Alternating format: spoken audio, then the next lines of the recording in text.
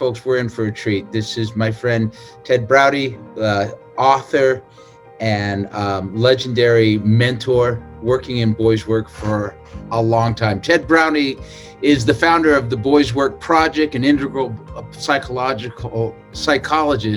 a licensed master social worker, and an expert on boys, an author, therapist, mentor, martial artist, musician, and a writer. He brings boys into young manhood, helping them develop into the men they are born to become.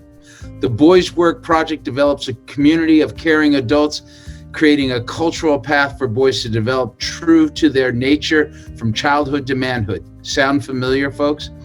This guy's been a great mentor to us. To live as strong, sensitive, playful boys, free of the boy code, to be mentored and initiated as young men who are purposeful, passionate, productive, powerful, by a community of men, and welcomed and validated by women and men together. Ted has been a supporter of Boys to Men, has come to trainings. I know San Diego, I don't know if he's gone anywhere else, on his own dime to support and help us grow our program. It's my great pleasure to introduce my friend Ted Braude. Thank you, Ted. Thank you all. Joe, it's so great to hear you and see you, and I'm so glad to do this with you and for you. I can't tell you how happy I am to do it. So I don't need to say anything about me because you said enough. I want to give all of you what developed as my understanding of what I refer to as youth, usually referred to as adolescent boys, which is, it's really what the boys taught me over pretty close to 40 years of working with them and 25 years of the Boys' Work Project. So this is not something you're going to find in some psychology book or anywhere. This is right out of the streets with the guys. So the first thing I want you to know is they're bored. The youth, yes, along with everything else that's going on. And it is hard to describe some of this under the current conditions of the poverty and the pandemic and the divisiveness. Nonetheless, I continue to see this, and it's important to speak to it because so many of these qualities, they just go unnoticed, and they are essential in terms of the passageway from boys into young manhood and from young manhood into manhood. So they're bored. And I'm going to focus on really two ways that this shows up. The first one has to do with schooling, and it may be even excessively more so now with so many of the boys having to do screen time schooling because they're even less limited to being able to move around and live out of their bodies than they were able to do when they were in a classroom. And the boredom works pretty much this way, that the activity of school, I'm not talking about the content in the classrooms, but the activity, what they're physically doing, by and large, up until the pandemic, has not changed. So by the time a boy hits 12, 13, absolutely by 14, he is developmentally ready for something new and different to happen. We don't even begin to give enough credit to how the youth, the boys, how much intelligence and knowledge and skill they've acquired by the time they're in 6th, 7th, and 8th grade. And they're ready to be using that knowledge and skill, and they're ready to go on to more and different things. And when that's not happening, they get really bored. The second area has to do with their families, because they've been in their families more or less. I say more or less depending on what kinds of blends and changes are going on. But they've been in their families long enough, and they're astute enough because they're just good human beings to understand the dynamics of the other people, the characteristics, the personalities of other people. In fact, even beyond that, they're able to understand clearly what's going on inside the other people, particularly the grown-ups, without anyone even having to give voice to that. And essentially, again, by the time they're 12, 13, 14 years old, they've got it all down. And they're ready to be learning something different, to be engaged differently. And when that doesn't happen, they get bored. I don't know about all of you who are on the other end of the screen with me. Boredom isn't really much fun. You tend to get real restless. And for the boys, they don't like being restless. They don't like being bored. So they tend to create some kind of heat, either in moving out from their body being or withdrawing in, or some combination between the two. Second quality that they've taught me, which you will almost never hear a boy say, the boys are afraid. They're afraid in many ways, but there's only 2 or 3 things I want to refer to because we just have a little bit of time. They are very afraid to grow up and become men. They are very afraid to grow up and become men. For years, they've been voicing to me, firstly, they look at manhood and they go, that doesn't look like much fun. I don't see too many happy men. I don't see them living lives they want to be living, and I don't want that for myself. The flip side of that is that they look at grown-up men who, in spite of what they see, are still carrying on some degree of responsibility. I'm doing this with my head because, it's various degrees. So, and the boys go, I don't know if I can do that. I don't know how I'll be able to do that. I would tell you stories, but we only got a little bit of time. But that piece of it is really, really powerful for the boys. The second piece of this I want you to know about is they are even more afraid of having more emotional power than grown-ups. And what I mean by emotional power is actually very simple, where the boy can behave in some way and get a reaction from the adult, which means it's just about everything. Because as I said earlier, the boys have learned pretty much everything there is to know about the adults in their lives. I don't mean everything about their history. I mean that they have sensed their way into who they are and their personalities, and they especially know how to touch their buttons, which I'll come to in a minute. And the same thing is true with teachers and other people in their lives, because the boys inadvertently study these people because they're around them and they're in relationship with them. And the reason they're afraid of having more emotional power than the grown-ups is when the grown-ups lose it one way, shape, or form or another. The boy watches them, especially when the grown-up is behaving in a way that they explicitly have told the boy, do not behave like that. And I can tell you, you all know stories like this, and I have hundreds of them. I have recordings of boys talking with me about it. The boy goes, great, they're not acting any more maturely than I am. And if that's the last bus stop, we are all in deep trouble, because the boy deep inside wants to grow, mature, and become the man he was born to become. Okay, so that's boredom piece. So they need their parents, they need adults, they need grown-ups badly, even though they will most of the time voice, I'm such and such age, I don't need you, I can make my own decisions, I'm going to do what I want to do, etc., etc.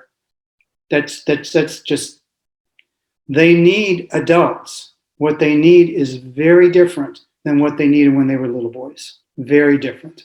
They crave meaningful responsibility and challenge. They crave challenge and responsibility that's real and meaningful to them.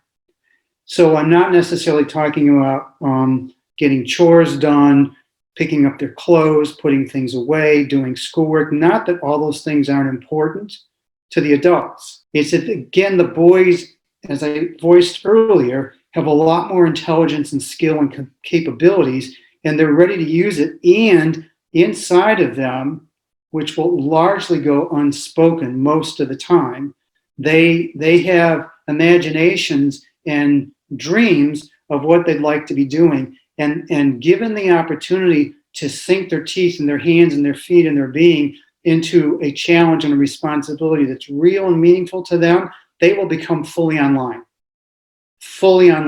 present, powerful, effective, good, because they're engaged in what's actually real for them at that time. So they're also agents of change, which is a very surprising phrase for most grown-ups, because they look at boys in most circumstances and they don't want to change at all. They don't want to change their clothes. They don't change their style. They don't want to change their behavior.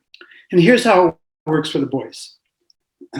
Describe being bored, describe being afraid, describe needing adults to be different than in relationship to them than they were when they were little boys, and craving challenge and responsibility. It's real meaningful to them.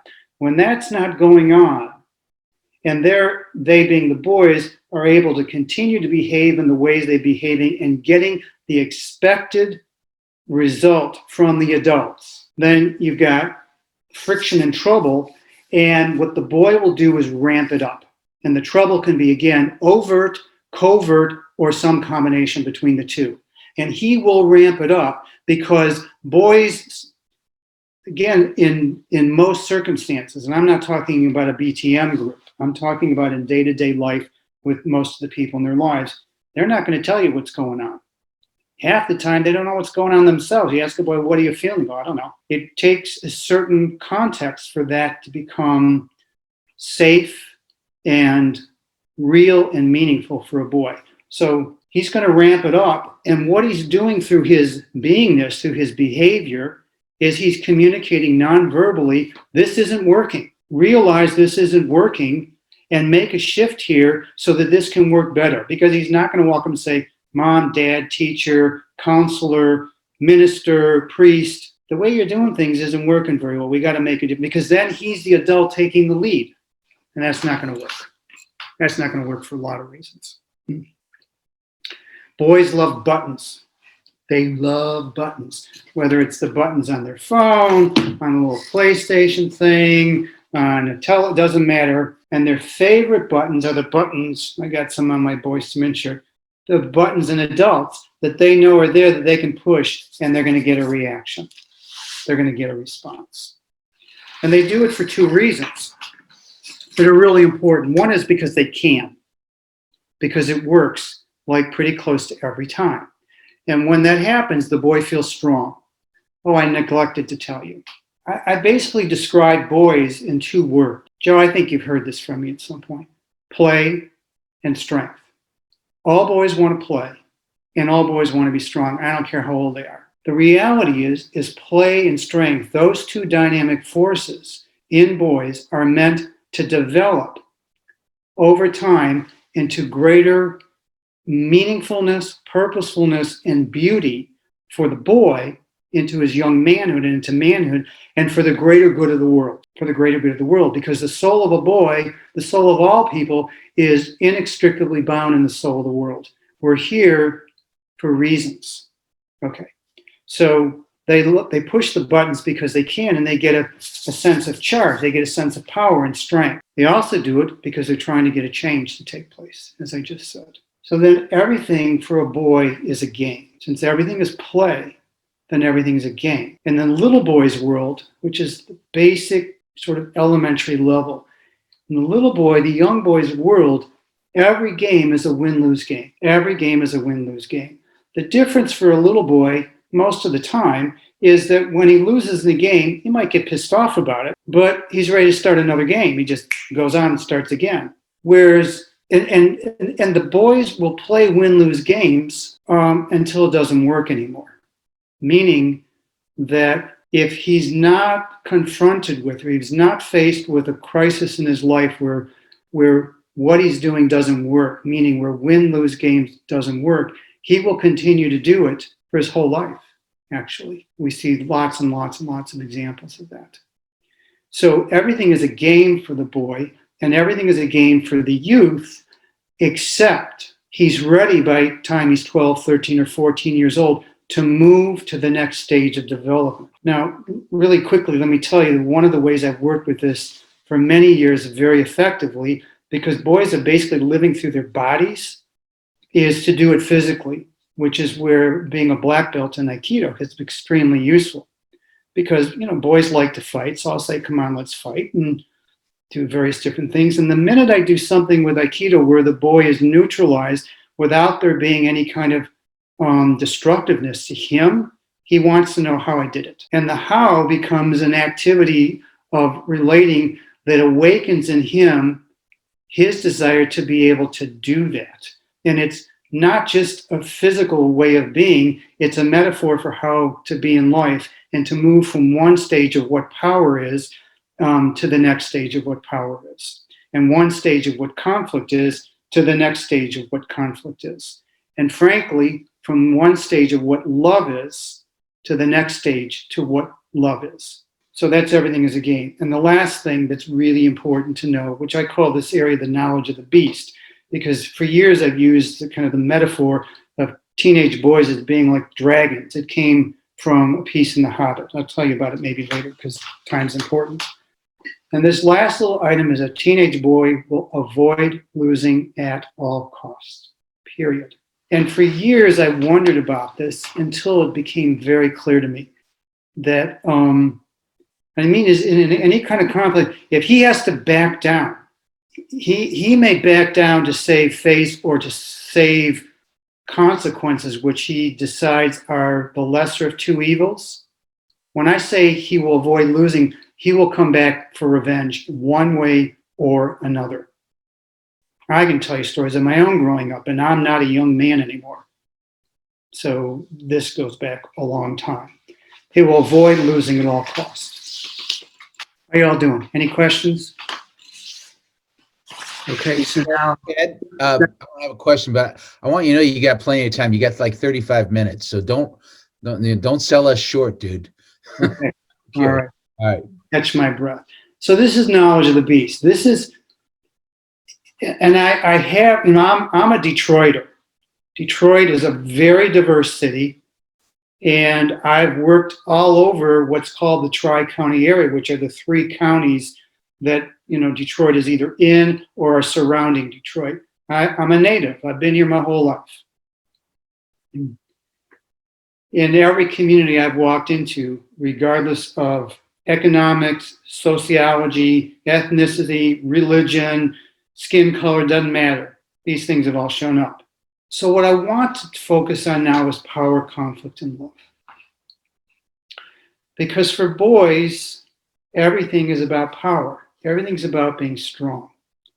And when the boy doesn't get past the fundamental level of power, which is what you'll find in a dictionary definition, where power is defined and believed to be and embodied in us, is the ability to control and dominate another person, other people, place, or events, or all of the above. That's power. So, Joe, if you and I are messing around and we're wrestling and you're on top of me, you have power and I don't. You're strong and I ain't. And, as boys, that's how we play. It's lots of fun, blah, blah, blah, blah, blah. Well, it's fine when you're playing around as a little boy. When you move beyond that, it really doesn't work well in anything other than specific kinds of games like athletics. It doesn't work well in personal relationships because, so now I'm weak and I'm losing. I'm not laughing. What I want to do is I want to flip it. So now I'm on top of you and you're down there and I'm up here. And so now I'm powerful and I'm strong and you're weak and you're losing. And how's that going to feel, Joe? Yeah. Right. Got it. That's where this is basic, in terms of the neuropsychology and the biology. This is your reptilian nervous system, nervous embodiment. And conflict, again, the dictionary definition is a contest between two or more people with a winner and a loser. And I don't know, in my boy self, I don't like to lose. I met too many boys that do like to lose. You see all kinds of stuff going on, in the political realm about winning and losing right now. And again, that doesn't function well. It does in human relationships. It does not function well. Particularly the more intimate the relationships, the worse it functions. Love is generally understood to be warmth, care, and affection for another person, people, groups, places, events, memories, and so forth and so on. which is fine. I don't have any beef with that definition. It just happens to be the case that in the face of anger and conflict and control battles, something as simple as take the garbage out. I'll do it in a minute as a starting off point. Love, in terms of warmth, affection, and caring, vanishes. Vanishes. And what boys are hungry for, and they're actually developmentally born with these capacities. It's not like they have to be taught like they're as a blank slate, like as a tabula rasa. It's in every human being for a sense of power where it's not about controlling the other person. Let me say this about that. The reason that's so weak, this shows up in martial arts a lot, but the reason that's so weak is the boy can never stop being afraid. He can never stop being afraid, which he will feel as weakness, because he'll always be afraid that someone else is going to beat him. Someone else, another guy is going to be stronger than him. I mean, just, for all you guys that are out there on the other end of the screen, think about anytime you walk into a setting with a group of men. All right, you, but even at my age, I'm walking in as much comfort as I've developed, there's still a sense of sizing the other guys up. Where do I stand in relationship to them? You can never stop being afraid in that paradigm, that embodied sense of power is about controlling other people. Because you're never going to know whether there's someone right there in the room with you, if not many, who are more powerful than you are. And what they're ready for is a sense of power, where it's not about controlling somebody else, it's about being able, I don't like the word control very much, but manage, execute, to become strong within yourself and your capacities and your abilities to handle your own feelings, your own impulses, your own, my own Tedness. And that's not about repressing, which is, the old conventional Marlboro Man, solitary guy kind of thing, no feeling stuff. The man box, which begins with the boy code. It's not about that at all. In almost 40 years of working with boys, over and over again showing the power of feelings, the power of what the boy senses, the power because, again, not to control other people, but for him to feel his fullness and especially their sensitivity, especially the really high level of sensitivity that boys have that is generally misunderstood by people because they think of sensitivity in what we usually refer to as the feminine mode of emoting in a visible verbal way. And boys can do that, but boys are very capable of walking into any setting. And when I say feeling, I'm not talking about emotions. Sense what's going on in the room and sense the other people and have bodily senses going on with him that are telling him, directing him what he should or should not be doing. Not in a good way, but what's safe and what's not safe. Yeah. And we got some questions loading up. So can you, like we want to start taking them in a couple of minutes. Are you okay with that? Yeah. So I'm going to move through this power, conflict, and love thing and then open it up for questions because the questions will always get to the content. So where power is about cultivating his capacities to manage himself, where conflict is when two or more forces come together, creating the opportunity for something new and different to happen.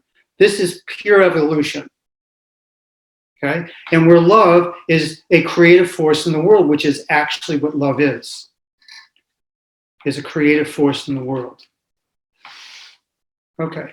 And when so the movement for boys, as I've learned with them, from them, is they will stay with powers about me and control and domination and control is about my winning and losing, and they'll stay with that until that doesn't work.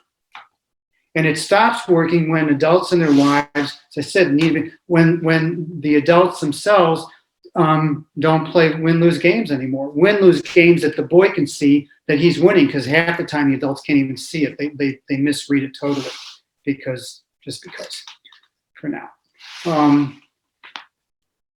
When winning and losing doesn't work anymore, and when win-win is what the adult is playing, the boys wake up to it like that.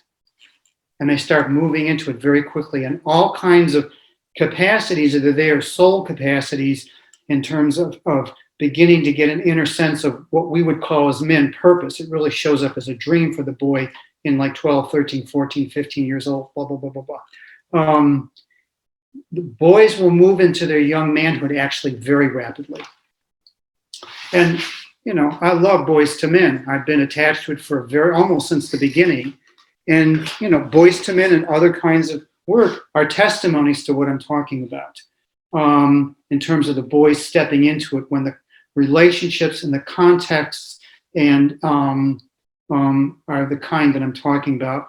And again, the area that has been most favorable to me, that I've learned the most about, has to do with power, conflict, and love. Okay, let's take questions. Go ahead, Joe. Right on. Thanks, Ted. Yep. Okay. Steve Anderson, I'm not good at this. I got to unmute Steve. Hang on. Let me see if I can do So Joe, I'm sending you the list that in the order they came in. So please, you can call on Daryl. Daryl. Okay, I have Steve as top of the list for me, but go ahead, Daryl. You want to handle this? Hey, thanks, Ted. Wow. I think you took me back to age 17 when I watched my first Kung Fu movie.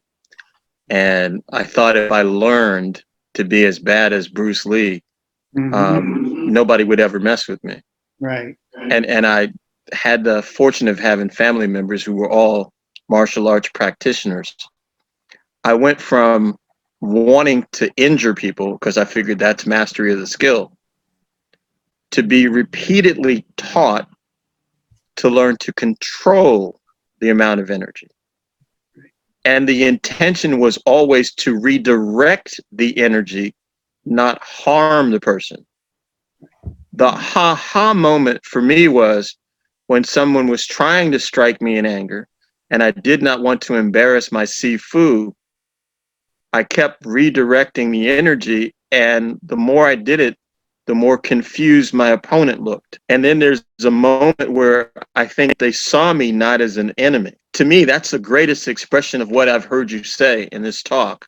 Yes. The question that comes to mind is, and I asked this last night, and you're taking me all the way back to George Foreman, how do you incorporate the family's other values in this evolution of mentor to mentee? Where is that line? Because I want to just go in and push, and I want to make a model of me, oh Jedi Junior. Right. Well,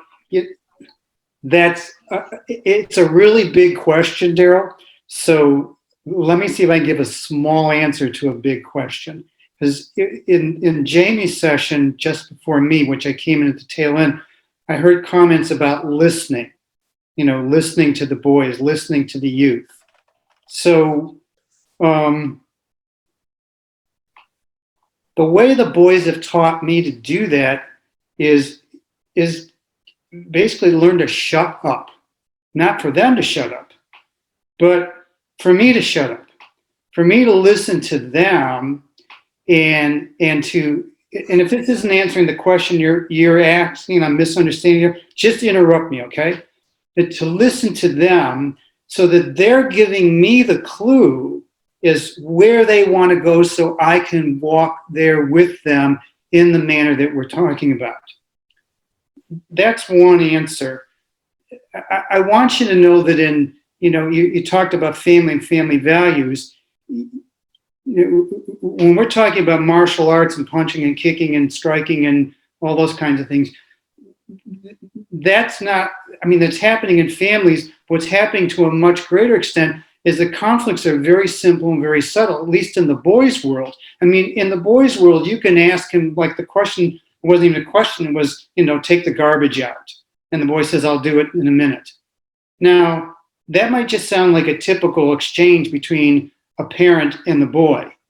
In the boy's world, that's the game. He knows he's going to get asked that question or some question like that. And he already knows what he's going to say back. And he knows what the adult's going to say to him after he says, I'll do it in a minute, because they've been through it, whatever, how many hundreds of times. I've had many, many boys, we'd sit down together, take a piece of paper, because I'll say it's like a board game. I first said it to a boy. I said, this is like playing, a video game. And he went, mm-hmm. And I said, well, how do you keep score? So bear with me for a minute, Joe, because this is about the family stuff. Because the adults don't see that they're in this win-lose game, and the boy is in it, and he's taking them down, okay? He's taking them out. The boy is sitting there playing with his Game Boy. This is like, almost 30 years ago. And I said, well, how do you keep score? And he said, depends. He's a boy. He's lots of talk. Depends. And I said, depends on what? He says, some days I keep score by how fast, and some days by how much. What he meant, he was talking about his mom, was how fast she got mad, and some days by how mad she got, how intensely she got mad, and some days by both. Okay? So in terms of the family values, this is learning as the adult to do it differently. And I've got to say it that broadly right now because it will take me too much time and we won't be able to get to more questions. So to do it differently so that the win-lose game the boy's in does not work. And he's awakened and drawn to what you described with sparring by redirecting the energy. Mm-hmm. And so your opponent, in this case, it's the boy, is confused because when the boy's met with something different than the tug of war or the push-pull, okay? Yeah. When he's met with something like he pushes and you do this, or he pushes and you step back, or he pushes and you go behind him, or he pushes and you're not in the same place anymore, he gets confused because he's used to the pattern being exactly what it is. That's his security. That's his familiarity. That's how he feels strong because he feels he's controlling you. Yeah. And when he can't do it, he goes, pardon me, oh shit. Okay. Is that a fair enough start for the answer, Daryl? Yeah. Okay. I'm getting moving along. So thank you, Ted. All right. So next we have Joseph Losi has a question. Okay. Okay, Ted. Yeah. All right. I'm nominating you for president in 2024.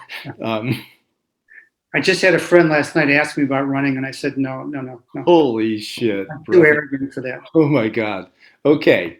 Thank you, though. I live in your world. I'm a psychologist, okay? I don't work with teens. I work with adults. But I'm really fascinated by this notion of where the thirst for power, which translates sometimes to me, and this is a loaded word, for dominance, is it actually just a straight up biological drive, or is it both biologically and socially shaped? And then the second question, I'm going to have to let this go because I have a client waiting and I wish I didn't.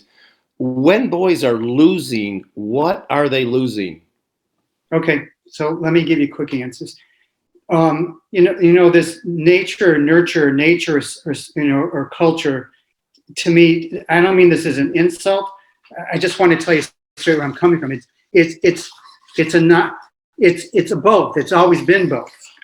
There is absolutely a biological piece to it. We have, they call the brain the triune brain.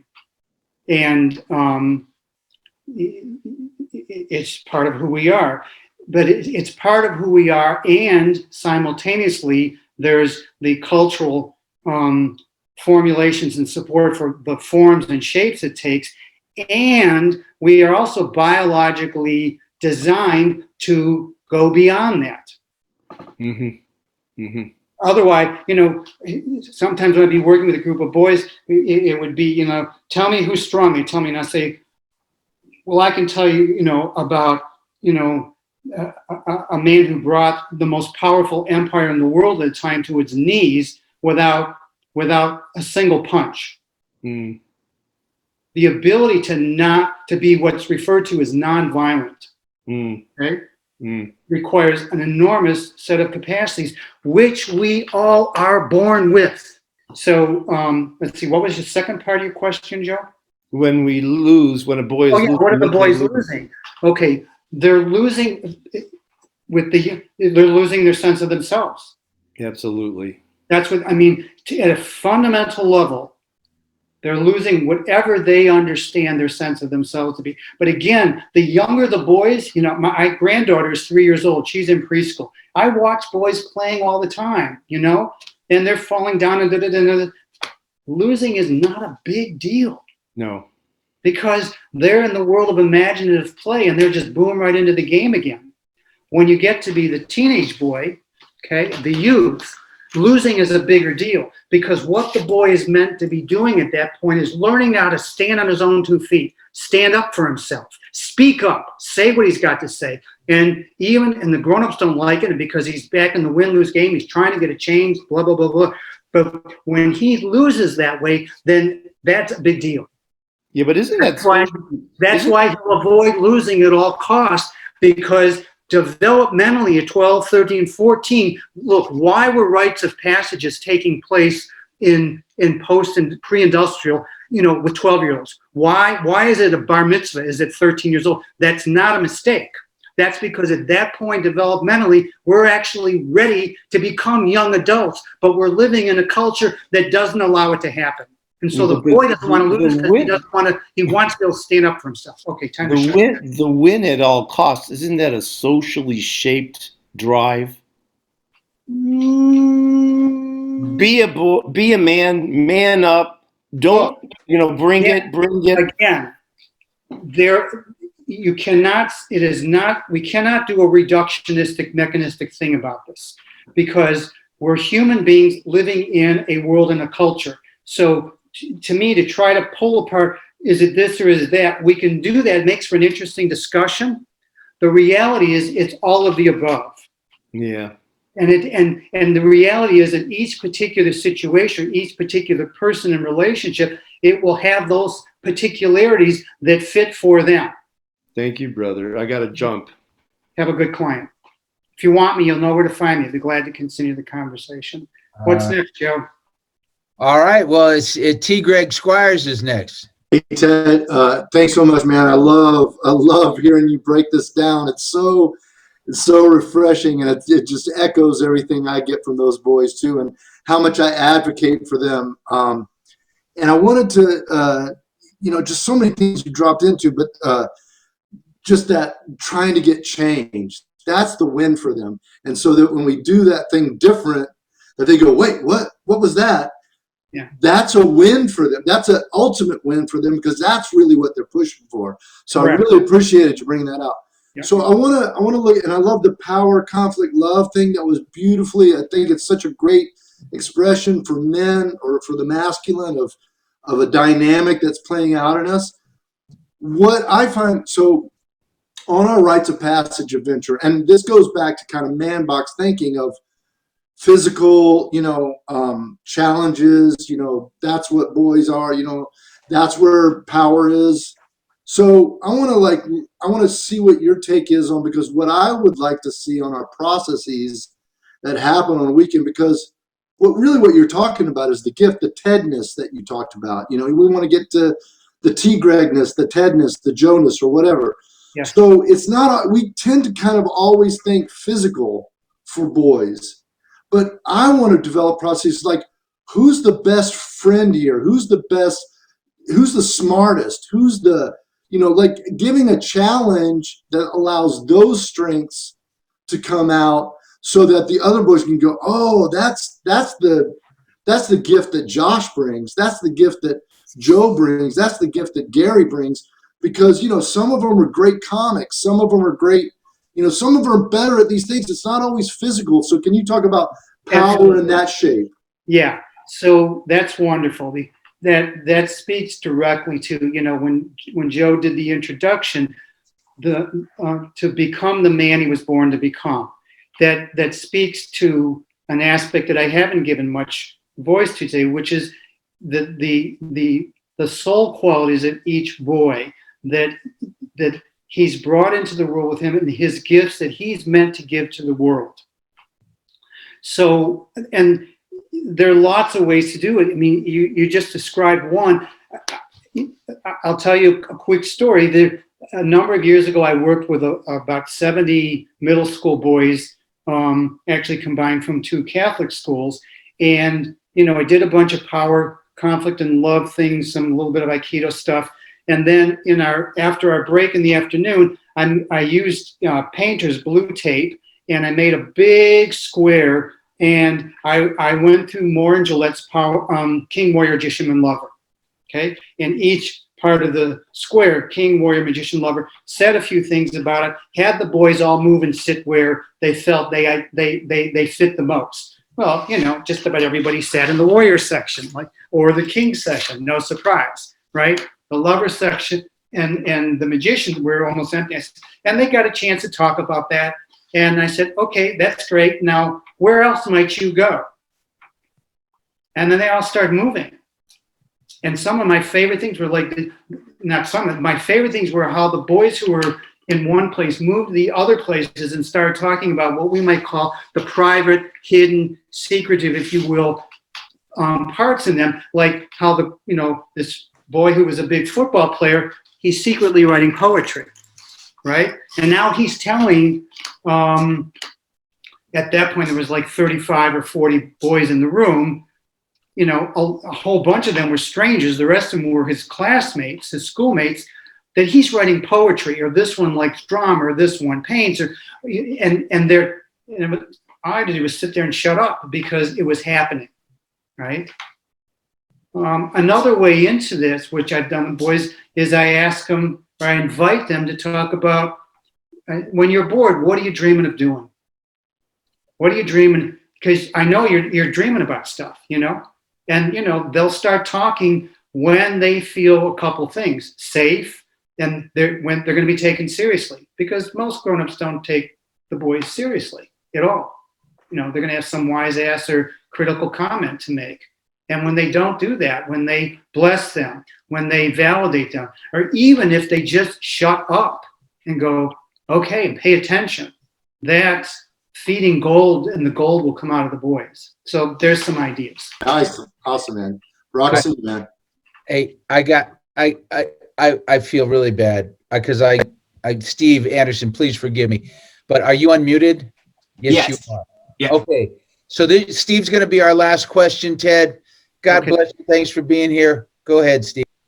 Thanks, Ted. This is awesome. My question is for the boy who is, video games, books, they're enough. I'm fine, to help them discover what's important to them or help them express it. I think you touched on it with the what are you dreaming about, but other ideas to help a boy find what's meaningful or express it.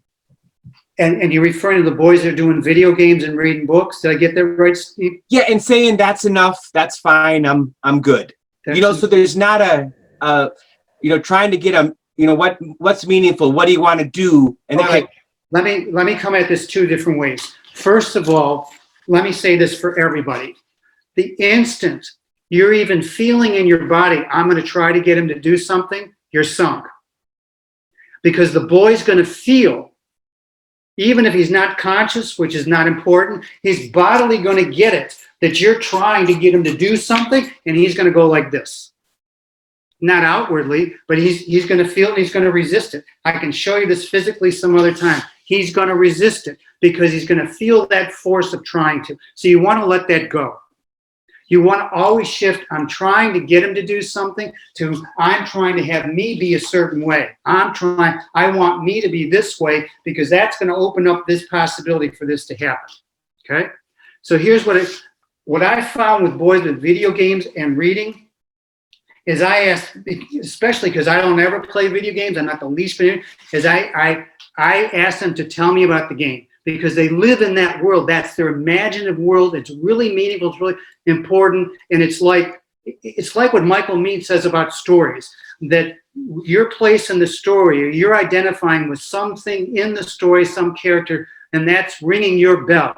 Okay, and the boy, whatever the game is, and he'll start explaining it. You will see animation, and you get involved in that with him, and you get excited about it with him, and you want to know more about it with him, and what does it mean to him, and so on. And he will just keep opening, and that building of the connectedness between the two will lead to more things. For example, I did that with a boy. And so he one day said to me, well, I want to have a girlfriend. He was 13. Of course, he wants to have a girlfriend. And he says, but nobody pays attention to me at school. Well, he's playing all these role-playing games, and he's always playing some kind of magician archetype, the Magi. And I said, well, what are those qualities? And he tells me about the qualities, and I went, I wonder how they would work at school. He comes back a week or two later and starts talking about how he's kind of doing some of these Magi things real quietly, because he doesn't want to be, he doesn't want people laughing at him. And a week after, he comes back and tells about this girl that's paying attention to him. Okay, that's some idea you can play with. All right, Joe, y'all, thank you. If you want more, Joe knows where to find me. Hang on. All right, ladies and gentlemen, Ted Braude. God bless you, man. Thank you so much. Ted's book, How Boys Become Men, Transforming Dragon Spirit into Courageous Hearts. Ted, we've been working on getting you to this thing for 5 years, and here we are, and here you are, and I don't know what we were depriving ourselves from, but I'm so grateful you're here tonight, and have a great holiday season. May you all be well and be safe. Thank you very much. I love it. Thank you.